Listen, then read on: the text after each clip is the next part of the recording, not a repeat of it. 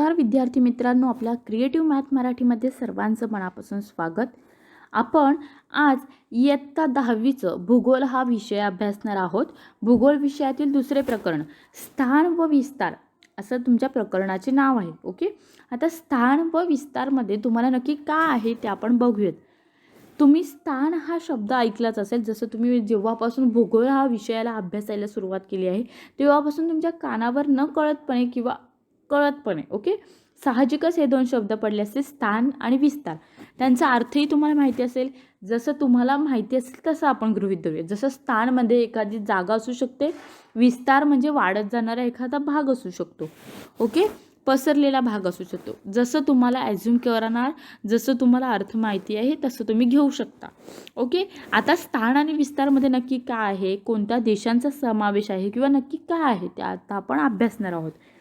इथे दिलेलं आहे बघा की पुढे 2 देशांचे ध्वज व काही सूचक विधाने दिली आहेत, त्यांचा वापर करा. त्या आधारे हे देश कोणते ते ओळखा.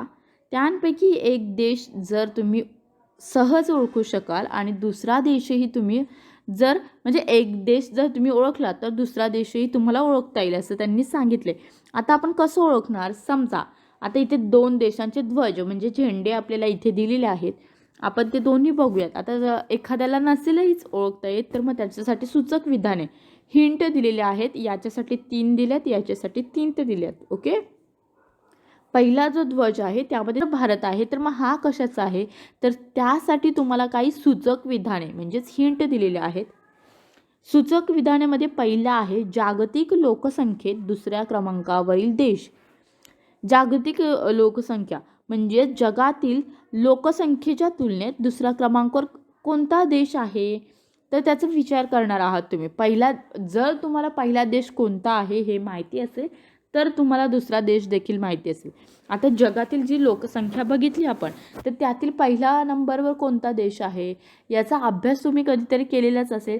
तर पहिल्या नंबरवर चीन हा देश आहे. ओके, चीन असेल तर दुसऱ्या नंबरवर मग कोणता आहे, भारत.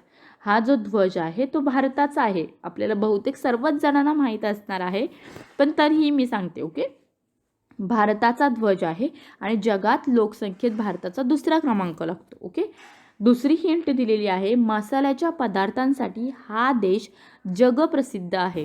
मग कोणता देश, तर तो ध्वज दिलेला आहे त्याचा देश. ओके, म्हणजेच भारत. मसाल्याच्या पदार्थांसाठी हा देश जगप्रसिद्ध आहे. क्रिकेट हा खेळ या देशात लोकप्रिय आहे. आता या प्रश्नाचं उत्तर नक्कीच सर्वांना येत असेल, मुलांना तर 100% येत असेल की क्रिकेट हा खेळ कोणत्या देशात लोकप्रिय आहे.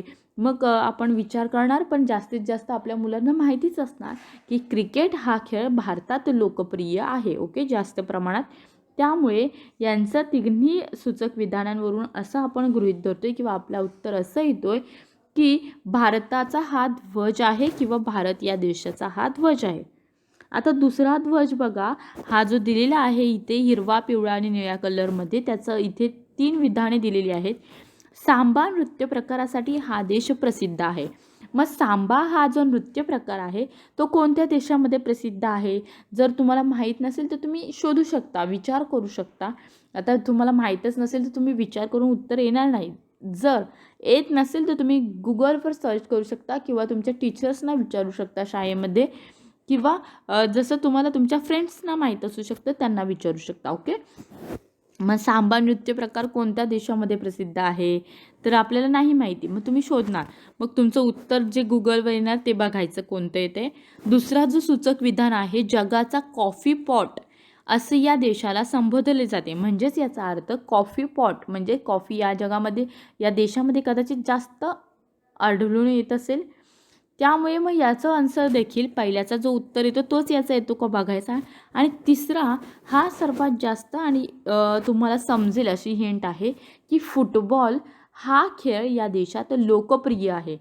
फुटबॉल, आता फुटबॉल कोणत्या देशात लोकप्रिय आहे, तर तुम्ही सर्च केला किंवा तुम्हाला माहिती असेल, ब्राझील. म्हणजेच हे जे 3 जे आहेत तुमचे सूचक विधाने त्यांचं तिघांचंही उत्तर आहे ब्राझील. ओके, ब्राझील देशामध्ये सांबा नृत्य प्रकार प्रसिद्ध आहे. जगाचा कॉफी पॉट म्हणून ब्राझीलला ओळखलं जाते आणि फुटबॉल हा खेळ देखील ब्राझीलमध्येच प्रसिद्ध आहे, लोकप्रिय आहे. ओके. आणि हा जो ध्वज आहे तो यावरून असं म्हणजे समोर येते की हा जो ध्वज आहे तो ब्राझील या देशाचा आहे. ओके. दोन्ही देशाचे ध्वज आपल्याला ओळखता आले. पहिला आहे भारत, दुसरा आहे ब्राझील. पुढे बघूयात. पुढे आपल्याला दिलेले आहे देशाची नावे. पहिला दिलेला आहे भारत. ओके. पहिला दिले देशाचे नाव भारतीय प्रजासत्ताक. ओके. राजधानीचे नाव नवी दिल्ली. मग भारत जो आहे त्याची राजधानी कोणती आहे तर नवी दिल्ली. ओके. येस, भारताची राजधानी आपण बघितली नवी दिल्ली, सर्वांनाच माहीत असेल. तसंच पुढे दिलेले स्थान, विस्तार व सीमा. आता स्थान आणि विस्तार आणि सीमामध्ये काय आहे बघा, तर भारताचे स्थान पृथ्वीवर उत्तर व पूर्व गोलार्धात आहे. आता हे तुम्हाला महत्त्वाचं आहे, जर तुमचे स्वाध्याय असेल त्यामध्ये देखील हा प्रश्न विचारू शकतो की भारताचे स्थान पृथ्वीवर टिंब गोलार्धात आहे. मग कुठे आहे तर उत्तर व पूर्व गोलार्धात आहे. आशिया खंडाच्या दक्षिण भागात हा देश आहे. कुठे आहे भारत हा देश तर आशिया खंडाच्या दक्षिण भागात आहे. ओके. आता इथे तुम्हाला दिले आकृती 2.1च्या सहाय्याने. आता ही जो भारताचा इथे नकाशा आपल्याला दिलेला आहे तो आहे आकृती 2.1. ओके. आता त्याच्या सहाय्याने आपल्याला काय करायचं आहे तर भारताच्या मुख्य भूमीचा विस्तार शोधा असं त्यांनी सांगितले. मुख्य भूमी, आता तो नकाशा आपण व्यवस्थित बघणार आहोत. त्याआधी इथे बघा, अंशाचे मूल्य गाळलेल्या जागांमध्ये लिहा असं त्यांनी सांगितले. 00 अंश 4 उत्तर ते टिंब अंश 6 उत्तर. अक्षरवृत्त आणि इथे पुन्हा दिलेलं आहे ती गाळलेली जागा, ती तुम्हाला फिल करायची आहेत. ओके. त्यामध्ये पुढे आहे भारताचे सर्वात दक्षिणेकडील टोक इंदिरा पॉईंट हे आहे. आता हा खूप महत्त्वाचा तुमचा प्रश्न आहे आणि म्हणजे एका वाक्यात किंवा फिलिंग द ब्लँक्स म्हणजेच रिकाम्या जागांसाठी हा प्रश्न विचारला जाऊ शकतो की भारताचे सर्वात दक्षिणेकडील टोक टिंब हे आहे. उत्तर आहे इंदिरा पॉईंट. ओके. पुन्हा सांगितले आकृती 2.1चे निरीक्षण करा व इथे सांगितले भारताच्या शेजारचे. मग त्याच्या काय आहे शेजारचे देश, भारताच्या शेजारचे देश व सीमेवरील जलाशयांची नावे तक्त्याच्या आधारे वहीत लिहा. आता इथे दिलेले आहे पूर्व दिशा, पूर्वांश, शेजारचे देश आणि महासागर. आता इथे तुम्हाला दिसेल ही जी भारताचा नकाशा दिलेला आहे तो आधी त्याचे एक्सप्लेन करूयात आपण. भारताचा नकाशा आहे, इथे लिहिले भारत व राजकीय, भारत राजकीय. आंतरराष्ट्रीय सीमा ओके लाल किंवा गुलाबी रंगामध्ये आहेत. राज्य व केंद्रशासित प्रदेश सीमा त्या तुमच्या ग्रीन रंगामध्ये आहेत. देशाची राजधानी जी असणार आहे ती या साईडला आहे अशी दाखवलेली आहे. इथे दिसेल ही नवी दिल्ली ही देशाची राजधानी आहे. त्याचे खूण म्हणजे नकाशामध्ये इथे आपल्याला दिलेलं आहे त्यांनी की काय काय कोणत्या प्रकारे दाखवलेलं आहे. ओके. आणि दानह म्हणजेच दादरा आणि नगर हवेली. दी जो शॉर्ट फॉर्म दिलेला आहे त्याचा पूर्ण काय होतं तर दमण आणि दीव. आणि पू म्हणजेच पुदुच्चेरी असं त्यांनी इथे दिलेलं आहे. आता तुम्हाला इथे दिसेल की भारत असं पूर्ण या नकाशामध्ये छोट्या छोट्या शब्दांमध्ये लिहिलेलं आहे. हा नकाशामध्ये इथे वरती भाग दिसतोय आपल्याला जम्मू काश्मीर, इकडे पाकिस्तान आहे, इकडे चीन आहे, हा नेपाळ आहे. आता भारताचा नकाशा आहे म्हणजे हा जो पूर्ण सफेद आहे ना तोच आपण फक्त बघणार आणि हे बाहेरचे आहेत ना हे वेगळे देश पडतात. ओके. वेगळे भाग पडतात ते. येस, इथे दिसेल बघा उत्तर प्रदेश, उत्तराखंड, हरियाणा, राजस्थान, गुजरात, मध्य प्रदेश असे बरेच आपल्या भारतातील जे प्रदेश आहेत. महाराष्ट्र इथे दिसेल आपल्याला, मध्य प्रदेश दिसेल, गुजरात दिसेल, ओडिशा, बरेच भारतामध्ये जे प्रदेश आहेत किंवा आंतरराष्ट्रीय सीमा आहेत त्या देखील इथे दिलेल्या आहेत. आंतरराष्ट्रीय सीमा म्हणजेच काय ते इथे दिले लाल लाईनमध्ये दिसले. जसं की बांगलादेश, म्यानमार, भूतान, नेपाळ हे भारतातच आहेत का आंतरराष्ट्रीय सीमेवर आहेत. ओके. असं त्याचा अर्थ होतोय. आता पुढे इथे दिसेल बघा तुम्हाला इथे दिलेले आहे अंदमान आणि निकोबार बेट, इथे बेटे दिसतात. पुदुच्चेरी कारिकर इथे दिसतात. लक्षद्वीप, अरबी समुद्र हा जो पूर्ण निळा भाग आहे हा पाणी आहे तुमचा म्हणजे त्यामध्ये समुद्र आहे. बंगालचा उपसागर आहे, हिंदी महासागर आहे. इथे तुम्हाला श्रीलंका दिसेल. म्हणजेच तुम्ही यामध्ये या नकाशाचा आधार घेऊन बरंच काही बघू शकता, शोधू शकता. नावं दिसतील तुम्हाला बरीच देश दिसतात इथे बघा. ओके, इथं उत्तर प्रदेश वगैरे राष्ट्र दिसतात. अशा प्रकारे हा भारताचा नकाशा आहे. नकाशाशी मैत्री असं त्याचं नाव दिलेलं आहे. तुम्हाला इथे जे सांगितलेलं आहे ते तुम्ही त्याच्याद्वारे भरू शकता.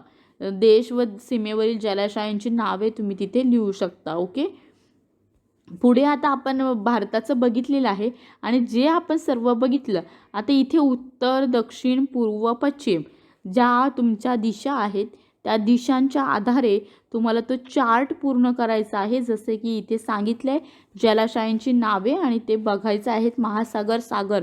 आता महासागर आणि सागर त्यामध्ये तुम्हाला दिलेली इथे अरबी समुद्र, मग तो कोणत्या दिशेला आहे? हिंदी महासागर खाली आहे, मग खालची दिशा कोणती ते बघायचं, ती तिथे तुम्ही लिहिणार. बंगालचा उपसागर ही दिशा कोणती ती बघायची. अरबी समुद्र ही दिशा कोणती, वरती कोणती दिशा येते, वरच्या साईडला कोणता महासागर आहे, काय आहे ते लिहायचं आहे तिथे. ओके, अशा प्रकारे तुमचा तो चार्ट तुम्ही पूर्ण करायचा आहे. ओके, आता आपण बघितलं भारताचा आपण पूर्ण अभ्यास केलेला आहे स्थान व विस्तारमध्ये. जसं आपण सुरुवातीपासून बघितलं स्थान व विस्तार हा चॅप्टर दुसरा आपण सुरू केला. पहिल्यांदा बघितले इथे 2 ध्वज दिले होते, तुम्हाला ते ओळखायचे होते. त्याच्यासाठी इथे सूचक विधाने दिली, त्यावरून आपण ओळखलं की कोणता देशाचा तो ध्वज आहे. त्यानंतर आपण देशाचे नाव पहिलं बघितलं भारतीय प्रजासत्ताक. नवी दिल्ली बघितलं, त्याची राजधानी आहे भारताची, हे लक्षात ठेवा. 2 इम्पॉर्टंट पॉईंट बघितले. हा महत्त्वाचा आहे की भारताचे सर्वात दक्षिणेकडील टोक इंदिरा पॉईंट हे आहे. ओके, आता इथे तुम्ही इंदिरा पॉईंट शोधू शकता. तुमचा जो दिलेला आहे इथे जो नकाशा त्यामध्ये इंदिरा पॉईंट तुम्ही शोधू शकता. ओके, इंदिरा पॉईंट तुम्हाला मिळेल इथे. येस, हे बघा इथे तुम्हाला दिसेल इंदिरा पॉईंट हा नाव इथे दिसेल. त्याचं उत्तर आपण बघितलेलं आहे आणि आपल्याला इथे चार्टमध्ये सुद्धा भेटलेलं आहे. ओके, अशा प्रकारे आपण भारताचा अभ्यास केलेला आहे, त्याचं निरीक्षण केलेलं आहे इथे नकाशाच्या आधारे. आता जो ब्राझील आहे त्याचा आपण पुढच्या व्हिडिओमध्ये बघणार आहोत. ओके, आपलं चॅनल सबस्क्राईब केलं नसेल तर प्लीज सबस्क्राईब करा. थँक्यू.